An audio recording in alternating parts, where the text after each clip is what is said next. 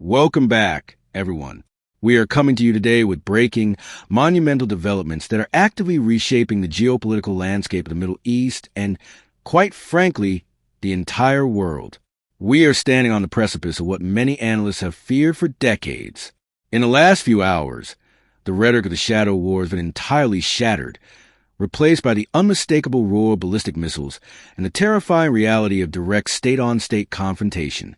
Iran's Islamic Revolutionary Guard Corps has just released a statement claiming that they have launched a massive, targeted ballistic missile strike directly at the office of Israeli Prime Minister Benjamin Netanyahu, as well as the headquarters of the Israeli Air Force commander. Let that sink in for a moment. The IRGC is publicly claiming to have directly targeted the sitting head of government of the State of Israel in what they are calling a surprise and targeted 10th wave of retaliatory strikes. State-aligned media in Tehran is aggressively pushing the narrative that these locations were severely hit using highly advanced Khyber missiles, and they are broadcasting claims that the fate of the Israeli Prime Minister is currently shrouded in uncertainty. But as we peel back the layers of the fog of war, the reality on the ground tells a complex and highly contested story. Israeli authorities have not confirmed any damage to the Prime Minister's office. Eyewitnesses and independent journalists on the ground in Jerusalem are reporting no visible signs of impact, no smoke, and no emergency responders swarming the government compounds. Traffic flows normally. The skies, while tense and marked by the terrifying wail of air raid sirens across central and southern Israel, have not yielded the apocalyptic destruction that Tehran's official channels are claiming. So what is the truth? Why is Iran making these incredibly bold, highly specific claims right now? To understand this, we have to look at the unprecedented inferno that has engulfed the region over the last 48 hours. This latest barrage from Iran is not happening in a vacuum. It is a direct, explosive fallout from the joint United States and Israeli military operation that successfully targeted and killed Iran's supreme leader, Ayatollah Ali Khamenei, over the weekend. The death of the supreme leader has triggered a seismic shockwave across the axis of resistance, forcing the Iranian regime into a corner where survival and saving face demand a spectacular show of force. We are seeing a multi-front regional war erupting in real time. The United States and Israel are continuing their relentless campaign across Iranian territory, striking missile launchers, air defense systems, and Revolutionary Guard command centers.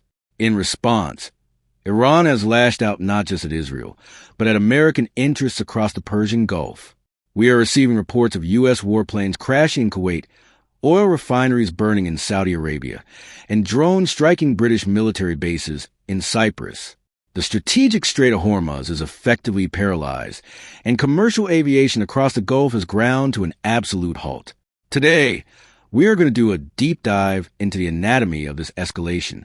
We will analyze the specific weaponry Iran claims to have used, unpack the strategic messaging behind targeting Benjamin Netanyahu's office, separate the verified facts from the psychological warfare, and examine what this unprecedented clash means for the immediate future of global security. Stick with me, because the details of how we got here and where we're going next are essential to understanding the new reality we all woke up to today. To fully comprehend the magnitude of today's events, we have to dissect the specific claims being made by the Islamic Revolutionary Guard Corps regarding this alleged strike on Prime Minister Netanyahu's office.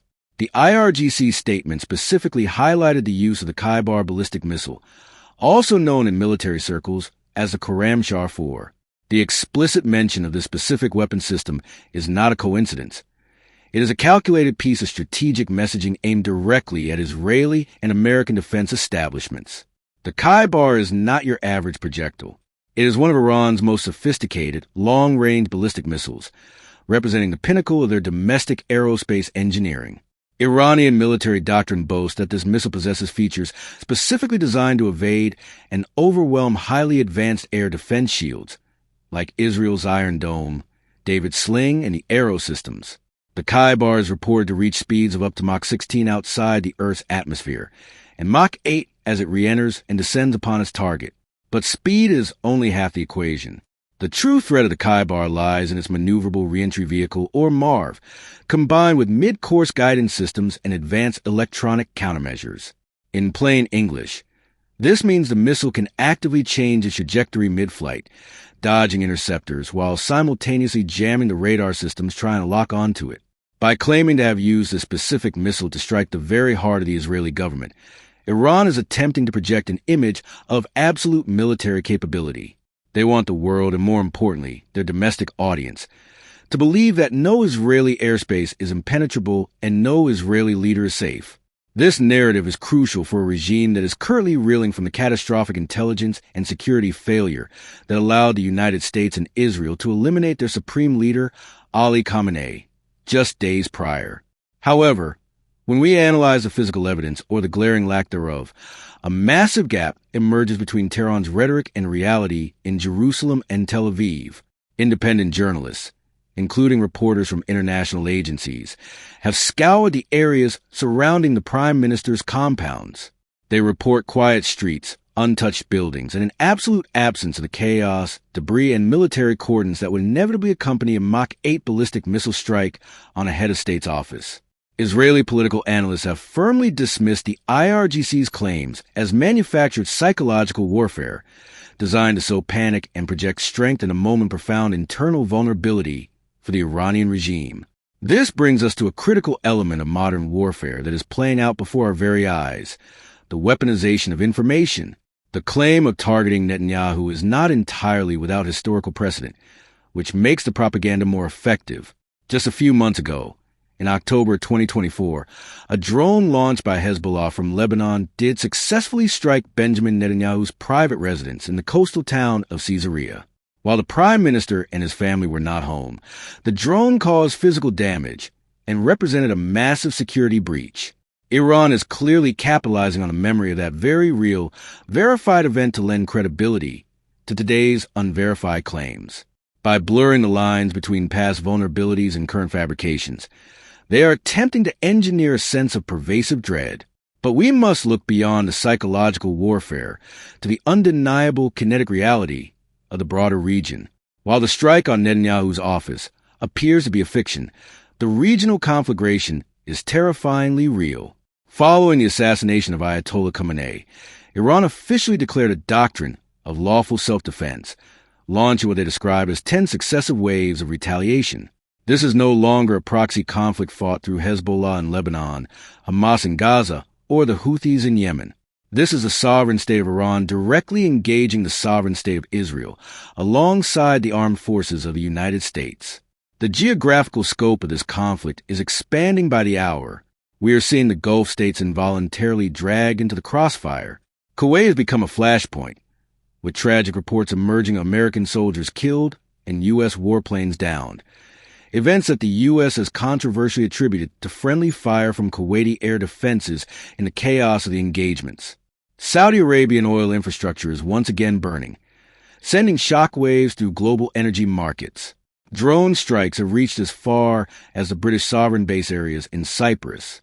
The International Atomic Energy Agency is sounding the alarm, with Director General Rafael Grossi warning of deeply concerning situations surrounding Iranian nuclear sites, hinting at the catastrophic possibility of radiological releases if these facilities are compromised in the ongoing joint U.S.-Israeli bombardment. What we are witnessing is the total collapse of the unwritten rules that have governed Middle Eastern geopolitics for decades. The assassination of a figure like Khamenei is a Rubicon-crossing event. It forces Iran to respond not just proportionally, but existentially. For the regime in Tehran, failing to deliver a massive, visible blow to Israel and the United States would signal terminal weakness, potentially inviting further decapitation strikes or even internal revolt.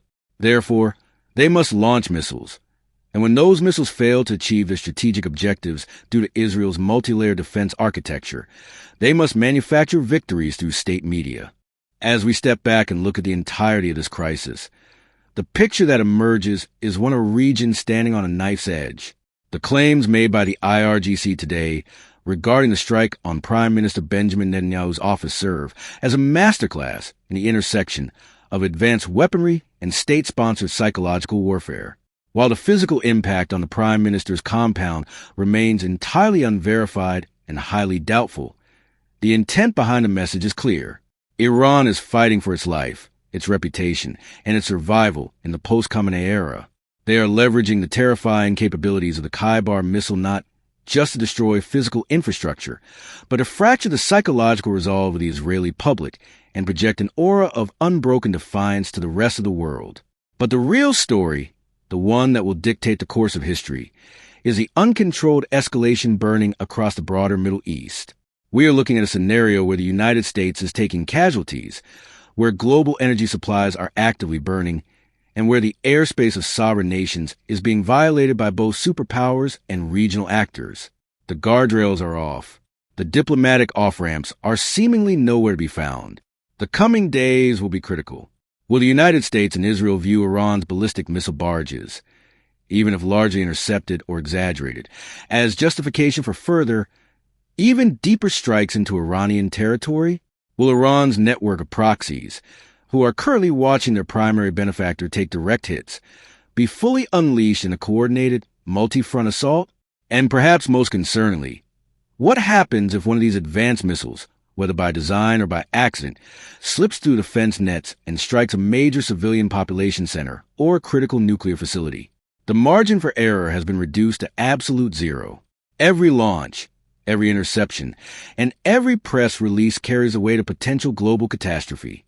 We will continue to monitor the situation around the clock, filtering the noise from the facts, and bringing you the unvarnished truth as this historic crisis unfolds. We are living through a paradigm shift, and understanding the nuances of this conflict is more important now than it has ever been. Thank you for joining me for this deep dive. Stay vigilant, stay informed, and keep your eyes on the horizon,